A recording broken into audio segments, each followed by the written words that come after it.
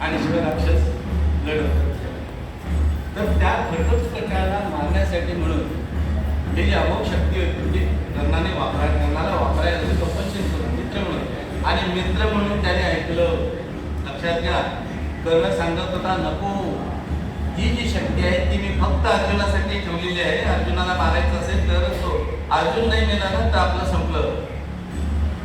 पण दुर्योधनाला भीती वाटते त्या घटोत्कचाची, आणि त्यामुळे ते अमोघ शस्त्र वापरावं लागतं त्याला, आणि तो तबर होतो कर्ण. अर्थ सांगायचा काय, मैत्री कशी आहे बघा. त्याने ऐकलं, ते त्याला माहिती होतं की हे कर्ण, हे शस्त्र मी जर वापरलं आता तर पुढे अर्जुन अर्थातच बलवान राहणार आणि आपला पराभव होणार आहे. हे कर्णाला माहिती असून सुद्धा मित्राचा सल्ला म्हणून त्याने ऐकलं. हे वाईट उदाहरण. चांगलं उदाहरण काय, पांडवांनी सगळं ऐकलं कृष्णाचं, आणि त्यामुळे शेवटी पांडवांचं विजय. लक्षात आलं. तर असे मित्र काही माणसं दोन्ही बाजूला असतात, दोन्ही बाजूला. तुमच्याकडे पण बोलायचं आणि याच्याकडे पण बोलायचं. या महाभारतामध्ये 3 माणसं अशी, पितामह भीष्म, दोघांचे पण होते, काही इलाज नव्हता, पण युद्ध आले नाही. विदुर पंतप्रधानांचा होता, पण तो न्यायाच्या बाजूला होता. अशी माणसं आहेत. द्रोणाचार्य गुरु दोघांचे, कौरवांचे पण गुरु आणि पांडवांचे पण गुरु, त्यामुळे दोघांच्याही बाजूला. मित्र अशा प्रकारे कसे आहेत ते समजून घ्या, ज्यांच्यापासून फायदा तोटा आहे की नाही ते समजून घ्या. म्हणजे मैत्री अशा प्रकारे असते पाहिजे.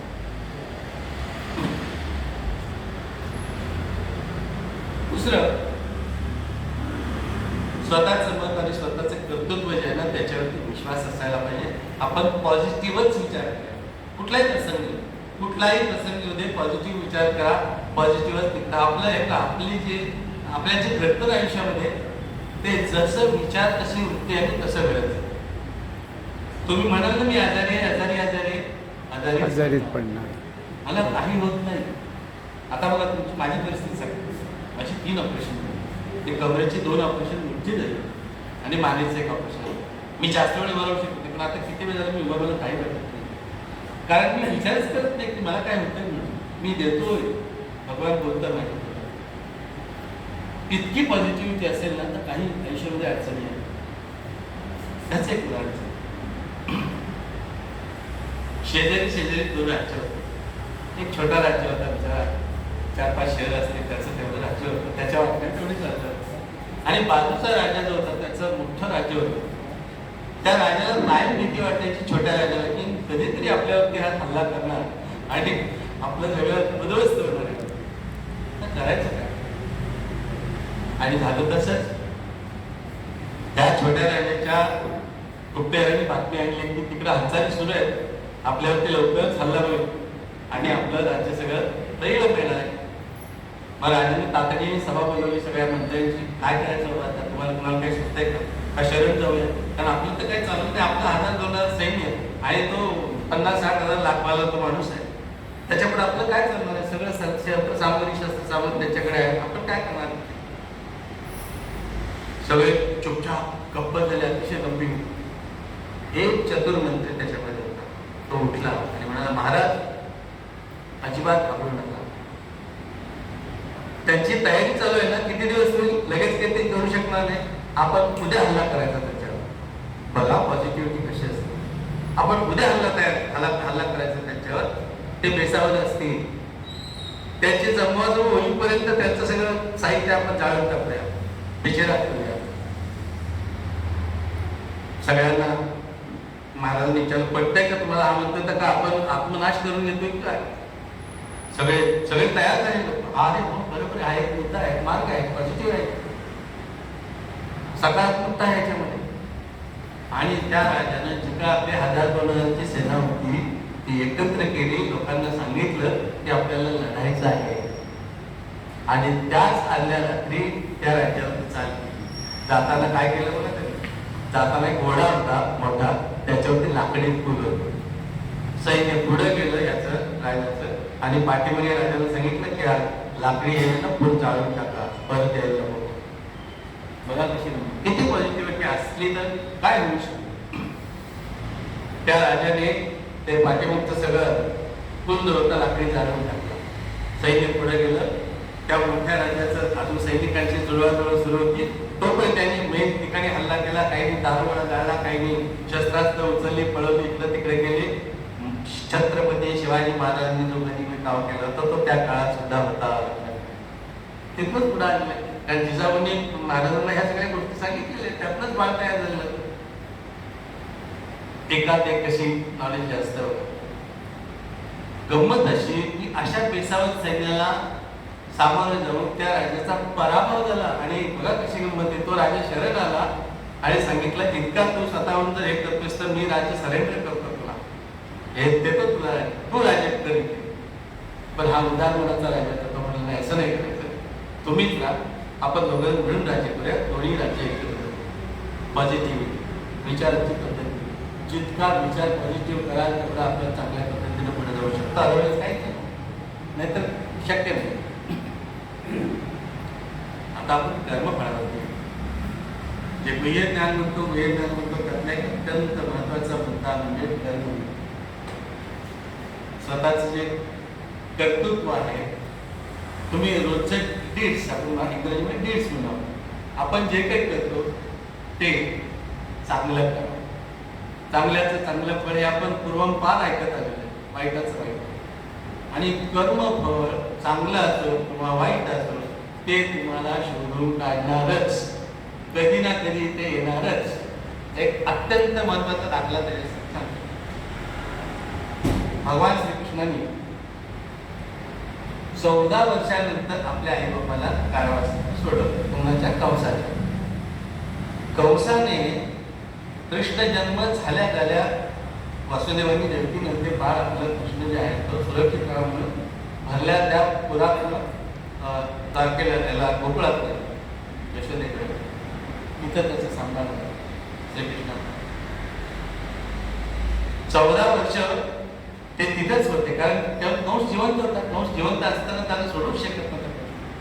अशी ट्रँक्विलिटी ऑफ डेट्स कशी आहे बघा, घडणाऱ्या म्हणून माझा याच्यावर विश्वास होता.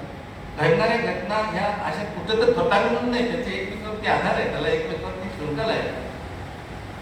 आणि म्हणून 14 वर्षानंतर कंसाला मारतो. कंस आणि चाणूर नावाचा एक हे होता, कंसाच्या दरबारात मोठा आक्रमण असा मल्ल होता, त्याचा वध करतो कृष्ण, कंसाला पण मारतो. आणि आता आपल्या आई बापाला सोडवायचं म्हणून जातो. तर देवकी त्याला विचारते, बाळा तू माझं बाळ आहेस, माझा मुलगा आहेस, आणि तुझ्या ह्या माता पित्यांना तू 14 वर्षानंतर सोडवायला आला, तू भगवान आहेस, तुला सगळं शक्य होतं. अत्यंत नम्रपणे, अत्यंत नीटपणे कृष्ण जे सांगतात ते किती महत्वाचं आहे बघा. म्हणून असं होतं की कर्म जे आहे ते कर्म तुमचा पाठ पडत नाही. चांगलं असो वाईट असो, कुणालाही सज्जन असो दुर्जन असो, त्याचं ते येणार होतं. त्यावेळेला कृष्ण सांगतो, माते तो मागचा जन्म तुला आठवत नाही, पण मी सर्वज्ञ आहे, मला माहिती आहे. मागच्या जन्मामध्ये तू कैकेयीच्या रूपाने मला 14 वर्षाचा वनवास घडवलेला होता. मी राम होतो आणि तू माझी सावत्र आई होतीस कैकेयी. आणि पुत्र वियोग त्या मातेला झाला जी कौशल्या माझी आई होती. तिने 14 वर्ष माझ्याशिवाय काढली, पुत्राशिवाय काढली, पुत्र वियोग झाला तिला. मग देवकीला प्रकारे हो. म्हणून आता कौशल्याचं काय झालं? कौशल्या बघ कसे म्हणून विश्वास का ठेवायचा, तर या गोष्टींमुळे ठेवायचं. सगळं ट्रँक्वल आहे, एक प्रकार आधारित आहे. राम जन्म कुठे बघा आणि हे कुठे बघा, रामायण कुठे बघा. इसवी सन पूर्व 5000 वर्षाची गोष्ट आहे ही सगळी, आणि त्याच्या अगोदर किती वर्ष रामायण. कौशल्येला झालेला पुत्रवियोग आहे तो यशोदेच्या रूपाने भरून निघाला. यशोदेला 14 वर्ष सांभाळलं श्रीकृष्णाने गोकुळात. आणि तो जो पुत्रवियोग होता, तो पुत्रवियोग असा प्रकारे पुत्राचा प्रेम केला नाही.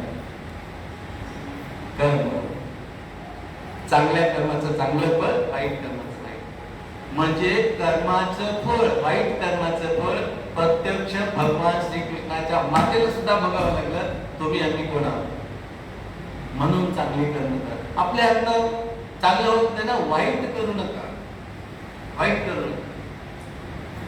जे काय असेल ते करा, कर्म चांगलं करा आणि त्याची फळाची अपेक्षा करू नका. कर्मण्येवाधिकार असते, अर्थ याचा असा आहे, कर्मण्येवाधिकार अधिकार आहे त्याच्यात, कर्म करायचाच अधिकार आहे तुला. भगवान श्रीकृष्ण म्हणतात कर्म करायचा अधिकार आहे तुला, त्याचं फळ मागू नकोस, सोडून दे माझ्यावर, ते मला अर्पण करतो, मी बघतो. आणि म्हणून म्हणतात ना ते, तू थोडं मागितलंस तर थोडं जास्त मागितलं जास्त येईल, सगळं मागितलं तर सगळं, काही नाही मागितलं मीच तुझं. म्हणून कर्म करा, जे काय असेल ते चांगलं करा, त्याचं फळ तुम्हाला अवश्य मिळेल. कर्म सिद्धांत. त्याच्यानंतर कर्माच्या बाबतीमध्ये एक चांगलं उदाहरण दिलं. कुठलाही प्राणी बघा, तो आपल्या आईला त्या किती हजाराच्या झुंडीमध्ये शोधून काढतो की गाईचा बछडा हजारांच्या झुंडीमध्ये बरोबर आपल्या आईला शोधतो की नाही बघा. शेळ्या मेंढ्या किती असतात, त्यांची पोरं बरोबर आपल्या आईला शोधतात. कर्म असं आहे की ते फळ तुम्हाला शुद्धच बरोबर शुद्धच येणार, दुसऱ्याला नाही. असं आहे. दुसरी गोष्ट, मन आपला संतुष्ट असेल, मन समाधानी असेल, मन आपण आनंदाने असेल, आनंदित असेल तर तुमच्या एकदम चांगल्या गोष्टी घडतात. तसं राहण्याचा प्रयत्न करा, तसं स्वतः हे करा. आता मनाच्या संतुष्टीमध्ये एक साधी साधी गोष्ट सांगतो, थोडक्यात सांगतो. तुमच्या आमचा एक सामान्य मनुष्य होता. असा समुद्र किनारी संध्याकाळी फिरायला गेला आणि त्याला एक चांदीची काठी दिसली. ती उचलली, म्हणजे मी पण बोलाय आपण नाही का 50 रुपये म्हणून सापडल्यानंतर बघतो तुला सामान्य माणसाची नैसर्गिक प्रोडक्ट आहे, त्याला काही तर तशी त्याने ती चांदीची काठी घेतली. त्याला आनंद झाला, परमानंद झाला. अरे वा, मला एवढं हे मंदिरी बदल. पण मनाची संतुष्टी समाधान कसं असतं आणि कसं नसायला पाहिजे ते पण होतं कसं, तर ते त्याला सापडतं. ते थोड्या वेळामध्ये त्याला भीती होते, चला छान पैकी लाटा येतात, स्वच्छ लाटतात, आपण आंघोळ करतो. आता आंघोळ त्याला आज आहे तर ते बाहेर ठेवायला पाहिजे चांदीची काठी. आता बाहेर ठेवायचं ते कोणतं नाही, म्हणून तर चांदीची काठी घेऊन समुद्रामध्ये डुबायला. काय असतं कर्म, कसं असतं, मोठी लाट येते, त्याच्या हातातून ती काठी सुटते आणि समुद्रात हात जाते. बेचारा बघतो आपल्या हातनं काय होत नाही, ती काही काठी आपल्याला मिळणार नाही परत, म्हणून दाय मुकून रडला. काठावरती येतो, बसतो, बोलतो, सगळं अंग आहे. तो पण एक सत्पुरुष तिकडे येतो, मला का रडतोस तासात त्याला माझी चांदीची काठी होती आणि त्या पाण्यात पाहून गेली. कशी काय गेली, तर मी आत गेलो होतो पोहायला. पोहायला आत गेलं तर चांदीची काठी कशी जायची ना, माझ्या हातात होती. अरे चांदीची काठी घेऊन हातात तू पोहायला गेला तर सासू पण जातं ना. तोडला बाहेर ठेवलं असतं तर ती कोणती नेली असते, म्हणून मी चांदीची काठी घेऊन आत पोहायला गेलो. बरोबर कुठं होती ती, तर ती काय तिथं पडलेली होती, ती मी घेतली आत गेली. बरं मग तो एक अगोदर काही नव्हतंच ना, नाही नाही इथंच सापडलं. मूर्ख माणसा, का रडतोस तू, तुझी होती का ती, नाही तुला आत्ताच मिळाली होती ना, मग जे तुझं नव्हतंच त्यामध्ये तू कशाला शोक करतोय. आपणही हे लक्षात घ्यायचं, जे आपलं नाहीच जे आपलं नव्हतं कशाला आपण व्यक्त शोक करायचं. बरोबर. मला मी सपोज 50 रुपयाचे लॉटरीचं तिकीट काढलं, शेजारच्याला लॉटरी लागली आणि मला नाही लागली म्हणून मी रडत नसायचं का, नाही ना. जे माझं नाहीच आहे त्याच्यासाठी का व्यक्त हे करायचं. मग संतुष्ट ठेव, आनंदी मनामध्ये आनंदी विचार येतात, आनंदी गोष्टी घडतात, पॉझिटिव्हिटी येते आणि सगळं चांगलं घडतं. मला आता ते इंग्रजी पुस्तकाचं नाव आठवलं, पॉझिटिव्ह विचारांचं. लिंडा बायरन नावाची सर्दी लेखिका आहे, मला आठवलं लिंडा बायरन, तिचं ते पुस्तक आहे. त्या पुस्तकामध्ये नुसत्या पॉझिटिव्हिटीच्या कथा आहे. म्हणजे आपण पॉझिटिव्ह थिंक करत गेलो तर कशा गोष्टी घडत जातात. नुसता विचार करा, मला हे असं होईल, माझ्या आयुष्यामध्ये असं होईल. मला माझी स्वतःची उदाहरण, मी अत्यंत गरीब घरात आलेला माणूस, 2-3 एकर शेती सांगलीकडे घराची. आई वडिलाचं मी स्वतः बिगारी वर्क केलं, रस्त्याकडेला खड्डे फिरले, लवाण्यांच्या बरोबर मी हे टाकलेलं आहे, स्लॅब टाकलेला आहे. पण मी ठरवलं की सायन्स ग्रॅज्युएशन करायचं, आता मला नोकरी मिळणार. 1980च्या दशकामध्ये ती परिस्थिती मिळत होतं. सायन्स इकडे तरी आरामात मिळत, मग तिकडे पण मिळत. दोघांना एकत्र पाहिजे करून कोकणात. त्यावेळेला मी असं मनामध्ये इतका पॉझिटिव्ह असायचं, मी रोज चालत जायचो. माझ्या गावापासून कॉलेज 7 किलोमीटर अंतरावर होतं. फर्स्ट इयर BSc पर्यंत मी चालत गाव 14 किलोमीटर रोज चालत जायचो. फर्स्ट इयरला गेल्यानंतर मी 13वी आपल्या शब्दावर 13वीला गेल्यानंतर माझ्या भावाने 90 रुपयांची जुनी सायकल रेल्वे मेलने मला पाठवली बेजली. ती सायकल घेतली आणि मी माझ्या गावातून यायला लागलो. म्हटलं असं नाही म्हणजे काय इंग्लिश मिडियममध्ये काम करत. मला म्हटलं काही काम असेल तर त्यांनी कर. सुदैव माझं असं की 7वी पर्यंत शाळा होती, तिथं मॅथमॅटिक्स सायन्सला माणूस नाही. माझं इंग्रजी पहिल्यापासून चांगलं. त्या मॅडम म्हटलं अरे ठीक आहे तू ये ना म्हणून उद्यापासून येतो. मग मला त्यांनी 11 नंतरचे सगळे पिरियड आपण सकाळी 7 ते 10:30 पर्यंत तू इथं काम. कसं असतं पॉझिटिव्हली गेले की कशा मार्गात निघत जातं. त्यावेळेला 10 रुपये मी 70 मुलं होती. 70 मुलं 700 रुपये मला दर महिन्यावर तिथे त्या मुलांना शाळेतच घेतो क्लास त्यांना घरी शिकवतो. छान सुद्धा तरी तिथे ओळखी वाढल्या. डॉक्टरांची मुलं होती. प्रायव्हेट ट्युशन 1980 साली मी एका मुलाचे 500 रुपये घरात जाऊन शिकवायचे. 4 मुलं होती, 2000 रुपये माहिती. 70sला 80sमध्ये अशा पद्धतीने आणि नंतर मग काय झालं थोडं कॉन्फिडन्स वाढला. आम्ही तिघांनी एकत्र आलो क्लास घ्यायला शिकवतो. असा मोठा हॉल त्याचा होता, तो भाड्यानं त्यात तो पण क्लासेस घ्यायचा, पण त्याचं एका वेगळ्या इकडं नोकरी लागली. 35% कलेक्शन त्याला आणि 70 उरलेलं 65% आम्ही वाटतो. 12वी मॅथमॅटिक्स सायन्स इंग्लिशचे क्लास घ्यायचे. हो त्यावेळेला माझ्या वाटेल 10,000 रुपये 1981 साली. अशा पद्धतीनं मी कॉलेजला असताना माझ्या घरामध्ये फर्स्ट इयरला गेल्यानंतर लाईट या कष्टात त्या प्रत्येक वेळी म्हटलं की मी गरीब आहे म्हणून मी गरीब म्हणणार नाही. 4 पैसे म्हणून चांगलं प्रकारे करिअर करेल हे ठरवून ठेवून पुढे आलं. पॉझिटिव्ह असेल तर माणसाच्या पद्धतीने. आणि म्हणून सरांनी मला सांगितलं मी ज्या पंचकृषीमध्ये काम केलं तिथल्या 10 मुलांच्या मी कथासह केली आणि त्या फेसबुकला तुम्ही वाचले असते मे बी तुम्ही वाचले तुम्ही बनले तर त्यांचं पुस्तक येईल. याच्याच पब्लिशरनी मला सांगितलं की अरे त्या इन्स्पिरेशनल कथा आहे, खेडेगावातले मुलं इतकी काम करू शकतात, तर त्यांचं पुस्तक कळलं तुम्ही चर्चेला म्हटलं हे झालं की मी येतो आपण चर्चा करू बघूया. तर त्या लवकर पुस्तक आणि त्याच्यामध्ये मला सांगायला आनंद होतो. त्याच्यामध्ये एक उदाहरण असं केलं की सगळी गरिबांची मुलं होती, अगदी गरीब परिस्थिती नाही आणि त्यांच्या 10 जणांची कथा. तर एक कथा आपण अशी घ्यायची म्हणजे माझी विद्यार्थी मालवणीची मुलगी आता ती डॉक्टर आहे, तुमची पण मुलगी. तर ती महाराष्ट्रात पहिली आली 1986ला स्कॉलरशिपमध्ये 7वीला स्कॉलरशिप होती. 86ला ती पहिली आली. नाना पण माझ्याकडे आले होते 3-4-5 जण. त्यावेळेला मी म्हटले की बाबा तुम्ही हे चालवायला घ्या. म्हटलं मुलगी आता हे होणार आहे परमनंट होणार आहे, चालवायला नाही गेलं पण मला दापोलीमध्ये कुठली जागा घेऊन द्या आणि मी तिथं क्लासेस घेऊन ती सगळी मुलं माझ्याकडे यायची. त्यात ती त्यांची मुलगी ती महाराष्ट्रात पहिली. आज ती खूपच मोठी आहे. या देशात IIT-मध्ये मेडिकल इंजिनिअरिंगला IIT-ला 400 असतात मेडिकल इंजिनिअरिंग. तर त्या 4पैकी ही एक ती टॉपर होती 14 म्हणजे देशामध्ये इतकी हुशार होती. तर तिचं एक उदाहरण घेतलं की ते लक्ष्मी आणि सरस्वती एकत्र नांदत नाहीत असे उदाहरण आहे. तर ते एक उदाहरण म्हणून त्या पुस्तकाचं एंड मी तिच्या उदाहरणामध्ये केलं की ते एक उदाहरण पॉझिटिव्हली इतकी ठेवली की आपण नाही असंच नाही राहायचं, आपण पुढे जायचं. जसं तू लढ म्हणणारे आई वडील काय अशिक्षित त्यांना आई मला गंमत सांगतो सर एक केमिस्ट्रीचं पुस्तक मी असं मोठं केमिस्ट्रीचं पुस्तक नंतर तर आमच्याकडे पाल कट्टे असतात, पाल असतात ना पाल बसायला. तर म्हातारी माणसं बघितली वडिलांनी बघितलं रे डोकं पुस्तक म्हटलं वाचायचं डोकं फिरतं. त्याच्या मित्रांना सांगायला गेलं तर पोरगं ऐकत नाही की एवढं मोठं पुस्तक घेऊन म्हटलं डोकं फिरणार होतं. ही परिस्थिती की अशी काढायला माणसं त्यांना काही कळत नाही. पण मागास नाही घेतली नको म्हणजे आता आपण पुढे जायचं नाही अशा पद्धतीने मी करिअर केलं. मुद्दा एवढाच पॉझिटिव्हिटी असेल आयुष्यामध्ये तर मनुष्य पुढे जातो. तेव्हा ती पॉझिटिव्हिटी ठेवा.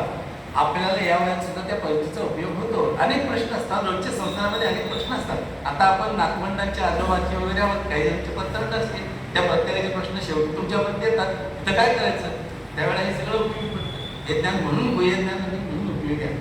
पुढचा मुद्द्याकडे आपण जाऊ शब्द जपून वापरूया. शब्द ही एक तलवार आहे जी अंगाला नाही काय मनाला काय आणि मनावरती जेव्हा शब्द चालतो तेव्हा तो कायमस्वरूपी दुश्मनी होतो. साध्या सिंपल उदाहरण तर पुन्हा महाभारताकडे ठेवूया. एका भरलेल्या सभेमध्ये द्रौपदीनं दुर्योधनाला जर चिडवलं नसतं, दुर्योधनाला म्हटली अरे आंधळ्याचा मुलगा आंधळाच असतो.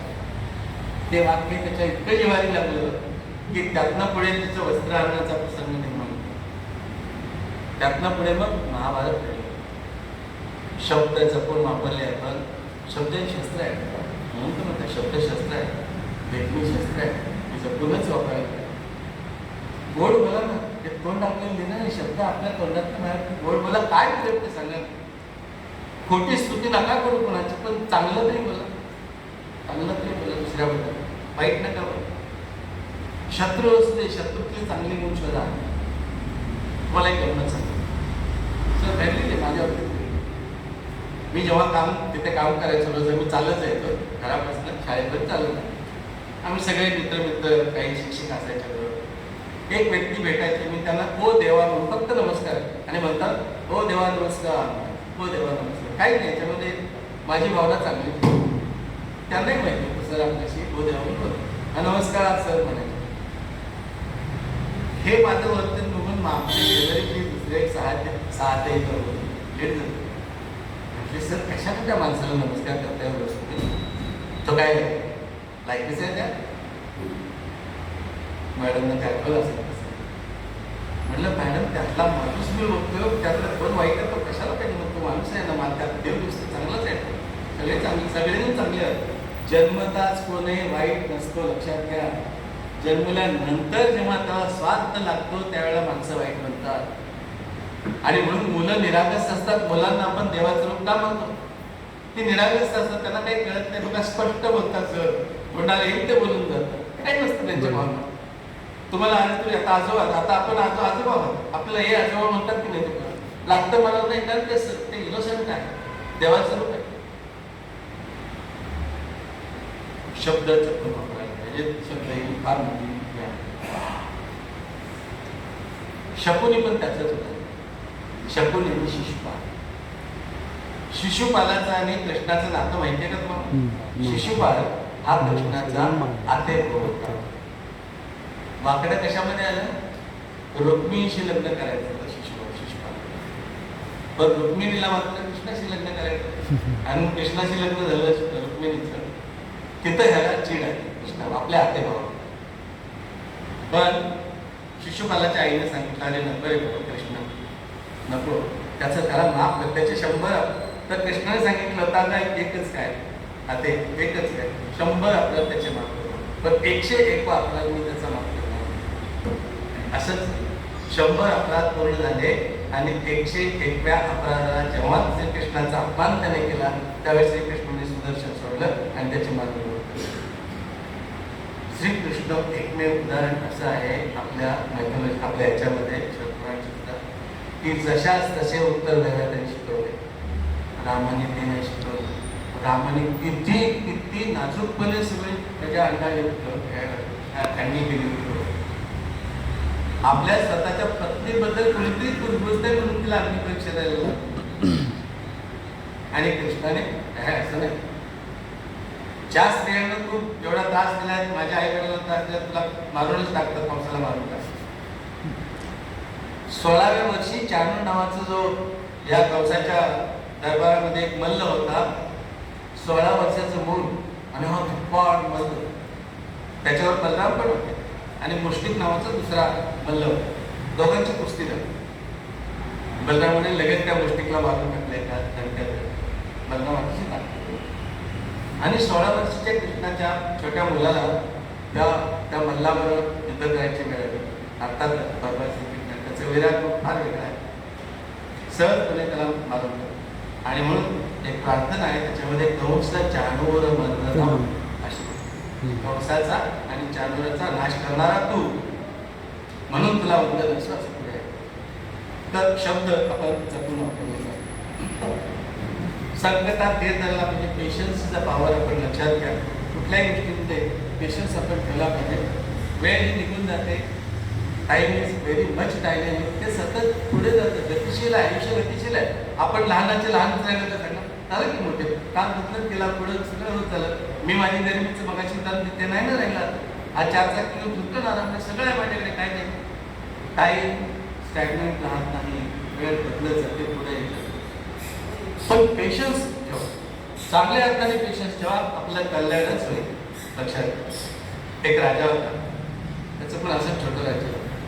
आणि त्या राजाला नेहमी भीती वाटते, अरे आपलं इतकं चांगलं चाललंय, प्रजा आपली इतकी सुखी आहे, कोणतरी आपल्यावरती हल्ला बिल्ला करेल आणि आपलं राज्य सगळं हे होईल, विस्कटेल सगळं, काहीतरी करायला पाहिजे. म्हणून त्या साधू पुरुषाकडे तो महाराज, मला नेहमी भीती वाटते, माझं सगळं चांगलं, माझे प्रधान चांगले आहेत, प्रजा चांगली आहे, कुठे चोऱ्या माऱ्या होत नाही, दोन कुणाला अन्याय होत नाही, इतकं चांगलं चाललंय. पण ह्या सगळ्या चांगल्याचं काय वाईट तर घडणार नाही ना. मला काय तर तुम्ही उपदेश करा, काहीतरी याच्यावर सोल्युशन द्या. साधू पुरुष ते सांगतात, ठीक आहे, काय हरकत नाही. तावीज हा शब्द माहिती आहे तुम्हाला, तावीज त्यांना आपण एकपैकी तुला एका कागदावर लिहून देतो, ते तुझ्या तावीजामध्ये घाल, आणि जेव्हा तुझं सगळं कुठे काही संकट फार मोठे, काही सगळे प्रश्न म्हणजे सगळे मार्ग पडतील, त्यावेळेला ते उघडून वगैरे वाच, तुला प्रचंड शक्ती त्यावेळी येईल. पुढे सुद्धा आम्ही काही वर्ष राज्य केले. एक दिवस असा आला की एका शेजारच्या राज्याने त्याच्यावरती अटॅक केला, पराभव होत आला त्या राज्याचा, आणि पराभव स्वीकारावा, काही इलाज नव्हता. आता काय करायचं, गुलाम पडला. आता त्याला आठवण आली की अरे त्या साधूंनी आपल्याला एक तावीज आपल्या गळ्यात, तो आपण बघूया काय झाले त्यात बघूया. तर ते तावीजची पेटी उघडली आणि बघितलं, सिंपल साधं वाक्य, ही वेळ सुद्धा निघून जाईल. काय नव्हतं त्याच्यात, काय दिलं तर ही वेळ सुद्धा निघून जाईल. ह्या एका वाक्याने त्या माणसाला एवढा निघाला ना, एवढा पेशन्स आला त्याच्यामध्ये की त्याने काय खरंच आहे, आतापर्यंत चांगलंच होतं की सगळं, ही वेळ कशात नाही, ही पण वेळ निघून जाईल. हळूहळू त्याने तिथं पेशन्स टाकला, काही दिवस राज्य केलं, तिथल्या जनतेचा विश्वास संपादन केला, ताकद मिळवली, आणि पुन्हा राज्य केलं. वाक्य काय होतं, ही वेळ सुद्धा निघून जाईल. म्हणून मी मागे एकदा याच स्टेजवर बोललो होतो, ऑल इज वेल असं मनात ठेवायचं, तसंच घ्यायचं, ऑल इज वेल पॉझिटिव्ह सगळंच असते. तेव्हा ही पॉझिटिव्हिटी जी आहे ती पेशन्स आपल्यामध्ये असतात. बघितल्या कशावरती विश्वास ठेवू. समोरचा मनुष्य फार गोडगोड बोलतो, लक्षात ठेवायचं, गोड बोलतोय ना म्हणजे काहीतरी स्वार्थ. जगामध्ये कोणीही स्वार्थ असल्याशिवाय तुमच्या जवळ येऊन गोड बोलत नाही. मराठीमध्ये आहे, आस्तिक चित्र तर जमतील होतं, तुमच्याजवळ खायला मिळते तरच तुमच्याजवळ. कपलत माणसाला फार मित्र कमी असतात, 4 पैसे असतात त्याच्यात त्याला भरपूर मित्र असतात. गरीब भिकारीचे पण मित्र असते ना समोर नाही. आणि म्हणून बघितल्या समोरचा माणूस लगेच त्याचं जजमेंट करू नका, टेस्ट करा, त्याच्यावर विश्वास ठेवण्यापूर्वी समजून घ्या त्याला काय आहे. मृगजळ शब्द माहिती आहे ना, मृगजळ म्हणजे माहिती आहे मला मृगजळ कशाला म्हणायचं. शब्द आपण उन्हात चाललोय, पाणी असतं समोर पाणी असतं ते दिसतं, त्याला मृगजळ म्हणतात. कोणतं असतं ते पुढे गेलं की ते दिसत नाही, पण पाण्याचा भास होतो ना, ती एक सायंटिफिक प्रक्रिया, त्यात शिरत नाही, ते काय दिसतं ते सायन्स. तर ते जे मृगजळ आहे ते तसं आपण विश्वास नाही करत, ते खोटं पाणी असतं, विश्वास नाही करत. दुसरं इंग्रजीमध्ये तो खूप छान वाक्य आहे, all that glitters is not the gold. म्हणजे जे जे चमकतं ते सगळं सोनं नसतं. Every cloud has a dark side. चांगला चमकणारा ढग दिसतो तर त्याला काळी बाजू असते, ती पण विचारात ठेवा. आणि म्हणून लगेचच कुठल्या गोष्टीवरती विश्वास ठेवायचा नाही, त्यातला समजून घ्या त्याला आणि त्याच्यावरती विश्वास ठेवा. ही एक मुद्दा महत्वाचा आहे. स्वतःच्या दुःखाचं प्रदर्शन जगासमोर कधीही करणं हा महत्वाचा मुद्दा आहे. लोक ना मीठ घेऊन तयार असतात तुमच्या जखमेवर चालायला. तुमच्या दुःखाचं प्रदर्शन अजिबात करू नका. कोणालाही चांगलं वाटतं. आणखी तू मन असंच ते म्हणते मनात एखादा सज्जन दोस्त असतं तर तुम्हाला चांगलं वाटतं. सगळेच माणसं वाईट नसतात बरं का, सगळेच माणसं वाईट नसतात. काही पर्सेंटमध्ये चांगली माणसं आहेत म्हणून हे चालू आहे. सगळेच वाईट नाही, तोही मुद्दा पण बहुसंख्य हे मगाच्या उदाहरणात ते असतात सल्ला देणारे. किंवा तुम्ही दुःखाचं तुमचं प्रदर्शन करायला गेलात तर तुमचं दुःख अधिक कसं वाढेल हेच बघते. म्हणून माणसं पारखायला शिकतात. स्वतःच दुःख नका दुसरीकडे, ते आपण सोल्युशन आपणच काढायला. लक्षात घ्या, स्वतः तोच तुझा शिल्पकार आहे. काय ते तोच तुझ्या जीवनाचा शिल्प, आपल्या जीवनाचा आपण शिल्पकार व्हायचा, दुसरा नाही कोण आपलं. आणि जोपर्यंत आपण प्रयत्न करत नाही ना तोपर्यंत परमेश्वर सुद्धा आपल्या पाठीशी आहे. सावरकरांचं एक वाक्य खूप खूप खूप मोठं लक्षात ठेवायचं, दुर्बळांचा देव सुद्धा दुर्बळच. म्हणजे तुम्ही स्वतः दुर्बळ असेल तर तुमचा देव खूप दुर्बळच असतो. तुमच्या भावना, तुमच्या इच्छा दुर्बळ आहेत का म्हणून तुमच्या पाठीशी. म्हणून प्रयत्न करा. देहहानी काटल्यावरही नाही होत असेल. तुम्हाला घरात आणून कोण देणार नाही. काही नुसती स्वप्न बघणारी माणसं असतात. स्वप्न अवश्य बघा पण त्याचा पाठलाग करायला असतो. मुलांना तुमच्या नातवंड नाही सांगा, स्वप्न बघ, फार मोठं स्वप्न बघ, पण त्याचा पाठलाग करण्यासाठी कष्ट करतो. या गोष्टी आपण लक्षात ठेवू. दुसरी गोष्ट, अति चांगलं बघू नका. Don't be too good. खूप चांगलं नका हो. तुम्ही खूप चांगलं व्हायला लागलात की तुमचा फायदा घेणार लोक.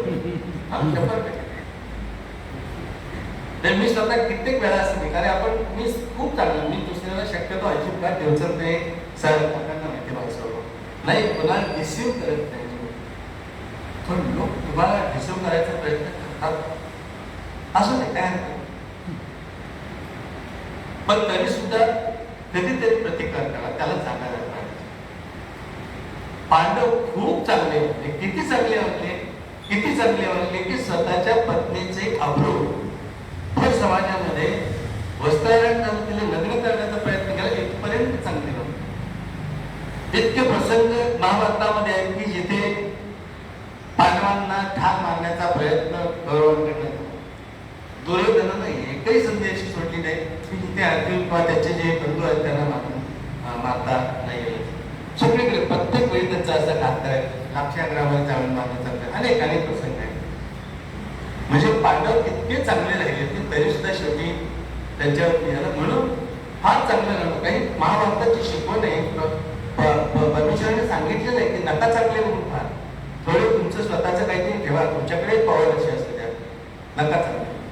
दुसरं, हा तिरस्कार आणि घृणा कोणाची करू, कुणाचे शत्रू असतात तरी करू नका.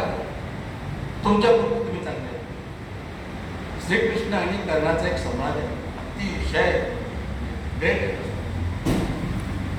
कर्ण बलवान होता, शूर होता, अनेक देवांचे वरदान त्याला प्राप्त होते, कवच कुंडल होती, अमोघ शस्त्र होतं, भगवान परशुरामाने त्याला शस्त्र दिलं होतं, वैजयंती शस्त्र नावाचं. इतकी शक्ती त्याच्याकडे होती, पण तो अधर्माच्या बाजूला. का अधर्माच्या बाजूला गेला? कारण त्याला पांडवांच्या बद्दल घृणा होती, तिरस्कार. याचं कारण काय? तो असं म्हणतो श्रीकृष्णाला, कृष्णा माझी काय चूक होती रे, मला जेव्हा कुंतीनं अनावरस मूल म्हणून नदी फेकून दिली, गंगा नदीमध्ये नेलं आणि ते एका सुताला, म्हणजे रथाचा जो सारथी असतो त्याला सापडलं. सुतपुत्र म्हणून मला आयुष्यभर घेऊन काय माझी चूक होती? मध्ये द्रौपदीने माझा अपमान केला होता, काय चूक होती माझी? भगवान परशुरामांनी त्याला विधेयक दिले होते, कर्णाला अमोक्षस्त्र दिलं होतं. पण तिथं थोडीशी चूक करण्याची काय त्याने खोटं होतं, कारण क्षत्रियालाच ते शिकवले असं परशुरामांचं हे होतं. युद्धकला जी होती त्यांच्याकडे ती क्षत्रियाला शिकवेल असं त्यांची नट होती. कर्णाने खोटं विनंती मिळवली, पण तरी तो म्हणतो की मी असा क्षत्रियच आहे. क्षत्रियच होता, अर्जुनाचा सगळा सावत्र भाऊ मी क्षत्रिय. काय एवढं सगळे मी निर्दोष असताना माझी चूक काय होती, मला इतकंच हिणाला गेलं. त्यावेळेला कृष्ण जे सांगतात ते तुम्ही आम्ही सगळ्यांनी लक्षात घेणं. ऐक आता म्हणतात, कारण तू एवढं सांगितलंस ना तुझी बाजू, तुझ्यावरती अन्याय झालेला, आता माझा पाडा आहे. तरीही मी कुणाचा तिरस्कार करत नाही, फक्त अधर्माने अन्यायाने वागणाऱ्या प्रत्येकाला मी शासन मंत्र केलेलं. तसं तू करायला काय करतो. आता ऐका ते कृष्ण काय म्हणतो, माझा जन्म कुठं झाला माहितीये तुला? माझा जन्म अंधार कोठडीमध्ये एका तुरुंगात झाला, जिथं माझ्या आई बापांना डांबून ठेवलेलं. जन्मल्या मला आई बापांपासून बाजूला काढल्या गेल्या, एका टोपलीमध्ये भरलेल्या पुरातनं माझ्या बापाने येऊन गोकुळात ठेवलं. गोकुळामध्ये माझं पालन पोषण गरीब घराण्यात झालं, जिथे ताक आणि दही आणि गाय गुरं सांभाळली. गाय गुरांचे गोटे शेण काढले मी तिथे. गरीब गुरं माझ्यावर खेळायला नंदकिशोर जे होते ते सगळे बारीक बारीक गरीबांची मुलं होते, लंगोटी घातलेले सगळे मित्र होते माझे.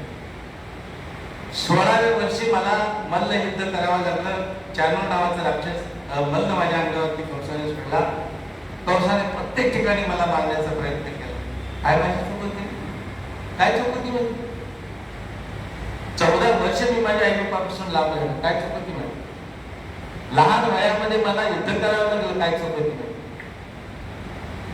तरी मी तिरस्कार नाही कोणाचा, आणि आजही करत नाही. तुम्ही सगळेजण जे आहात ना ते चांगली माणसं, पण अधर्माच्या बाजूने आहात, म्हणून तुम्हाला शासन करणं आवश्यक आहे. तिरस्कार कोणाचाही करू नये. कृष्ण पुढे म्हणतो, अरे लक्षात घे, जर या युद्धामध्ये महाभारत युद्धामध्ये दुर्योधनाचा विजय झाला तर तुला त्याचं क्रेडिट मिळेल. तुला म्हणतील कर्णामुळे सगळा विजय प्राप्त झाला, एवढा कर्ण बलवान आहे, कर्ण हे आहे, दळवाई आहे. मला काय मिळेल माहिती तुला? जर अर्जुनाचा विजय झाला तर मला काय मिळेल? मला सगळ्या इथून पुढे इतिहासात तेच सांगितले बरं का. आजही अनेक टीकाकार कृष्णाला दोषी मानतात. एका बाजूने विचार केला तर कृष्ण असं म्हणतो की जर अर्जुनाचा विजय झाला ना तर लोक मलाच नाव ठेवणार आहेत, कारण तू युद्ध लढवून आणलंस. ते युद्ध झालं नसतं, त्यांच्या समेट झालं असतं. तो युद्ध लढवून आणलंस, लाखो माणसं मेली, अधर्माचं सगळं पुढे हे झालं, अनेक स्त्रिया विभा झाल्या. हे मला क्रेडिट मिळणार. काय मिळणार आहे मला? ह्या 4 गावाला 5 गावांना राज्य मिळून आणि हे सगळं 100 गौरव मारल्याचं पाप मला येणार आहे माझ्या. एवढी सगळी लाखोंची सेना मारली ती माझ्यामुळे असाच शब्द येणार आहे मला. तरी विचार कर, इतकं चांगलं करून सुद्धा माझ्या वाट्याला ही सगळी दुःखाच्या गोष्टी आहेत, आणि तुला काय कमी? तू दुर्योधनाच्या ह्याच्यामध्ये राहिलास, दरबारात राहिलास, तुला युद्ध करायला शिकवली, तू राजवैभवात जगलास. तिरस्कार तरी मी तुला केलेलं, तू मात्र तिरस्कार केलास का सगळ्यांचा आणि अधर्माच्या बाजूला गेलास, आणि म्हणून तुला पराभव झाला. तर या गोष्टी आहेत. आता आपण थोडा अध्यात्माकडे जाऊया आणि 10 मिनिटात मी सांगतो.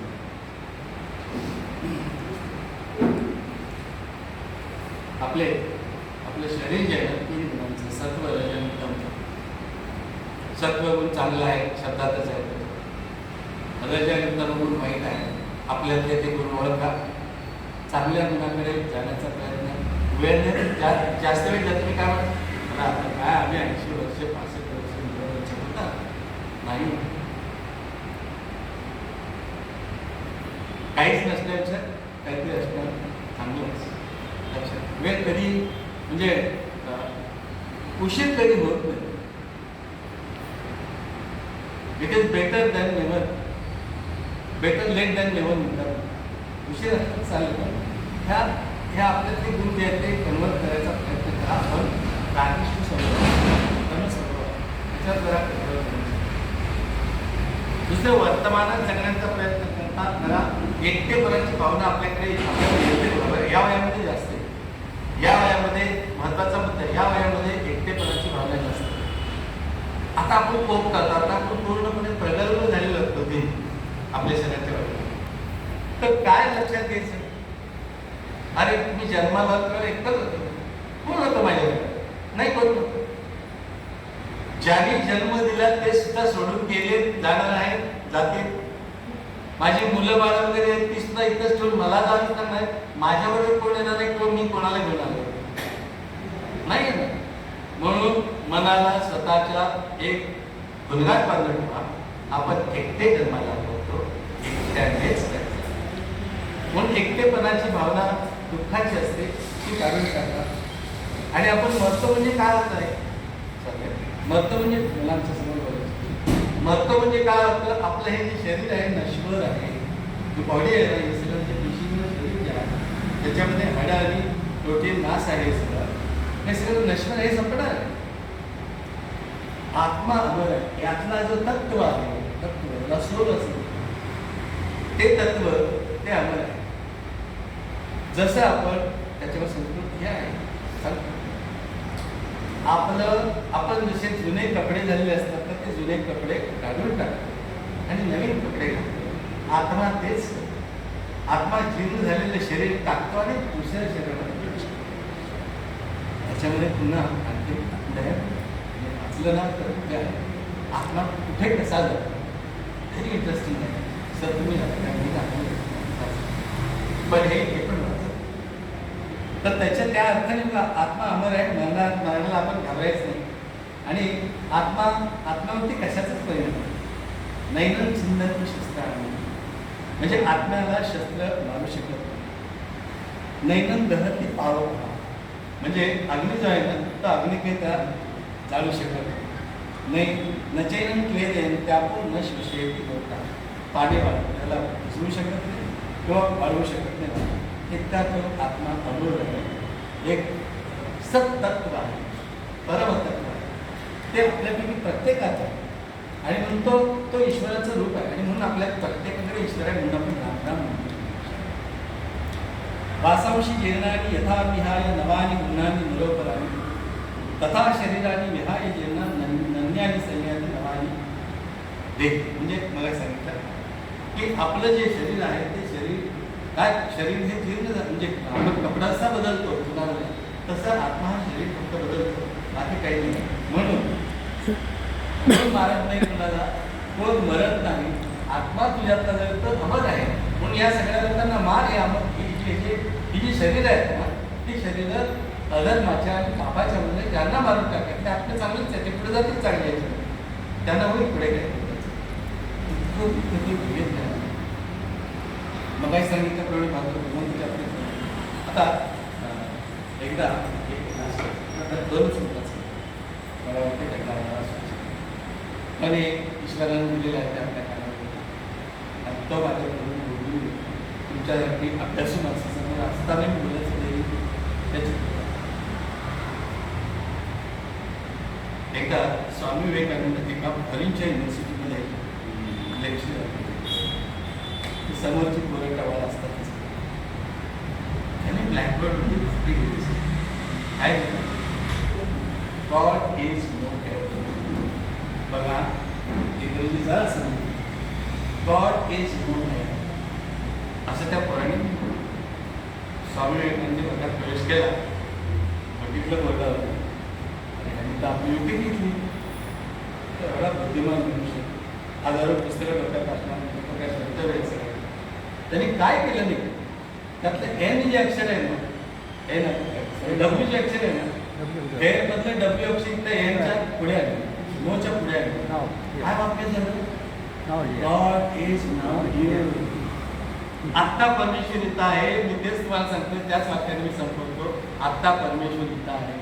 तुमच्यापैकी ज्यांना वाटत असेल गॉड इज नो हिअर त्यांना मी सांगतो की परमेश्वर आत्ता इथं आहे आपल्यासमोर, आपल्याजवळ.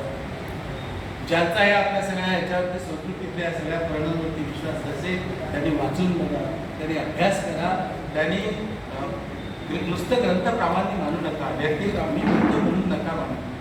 अभ्यास करा, मनाला पटवून घ्या, तर तो परमेश्वर तुम्हाला दिसेल. आणि लक्षात घ्या, मोक्षशास्त्र हे आपल्याला या सगळ्या जन्मातनं मुक्ती मिळवायची असेल ना तर हे ज्ञान घेणं अत्यावश्यक. म्हणून मी त्याच्या पुढे गेलो आणि हे ऋग्वेद आणि पुढे वाचायला सुरुवात केली. हे जरा क्लिष्ट आहे, कळून जातं. त्याच्यामध्ये फक्त या 5 तत्वांची आहे, नुसत्या स्तव नाही, हो ते सुद्धा आहे ना. ती 5 तत्व 5 परमेश्वरमध्ये जे शक्ती आहे ते मानले नाही, कोणाला माहिती होतं.